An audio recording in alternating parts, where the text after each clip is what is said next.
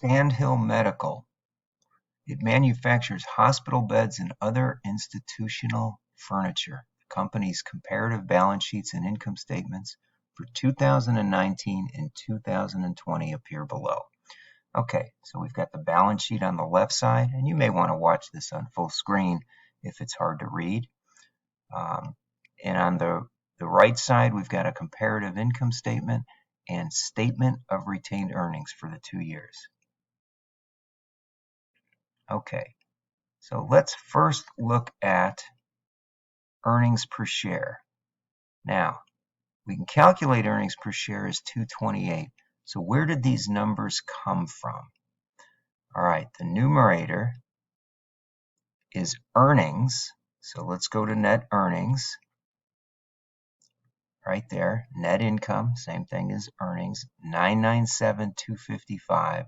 And then we're subtracting the preferred dividends. That's because we're only interested in the net income that would accrue to the common shareholders. So we back off the preferred dividends. That's our numerator. And then the denominator is the number of shares.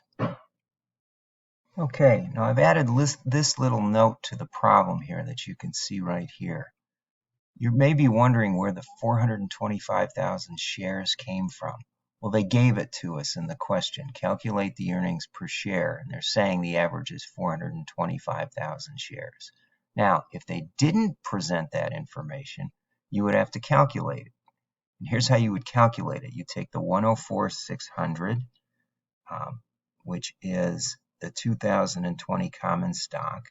The par value is 25 cents per share. So if we divide the 104 by the 25 cents, we would come up with 418,000 shares. Then we do exactly the same for the earlier year and then calculate the average between the two amounts. So like I say, if they didn't give you the 425, that's how you would calculate it. Okay, now the next item is they say calculate the dividend payout ratio. And we calculate that by taking $1.25 divided by 228. Okay, so now we see dividend payout ratio is 54.8%. Well, where did we come up with that? Well, we knew the numerator was the common dividends per share. It's $1.25. And the earnings per share was 228, which we already calculated. So if we divide the common dividends by the earnings per share, we're able to come up with the dividend payout ratio. Now, next, let's look at price per earnings. $48 divided by 228, right? $48 is given to us. Calculate the price earnings ratio. And the earnings per share we previously calculated. So we do that division and we come up with the price earnings ratio.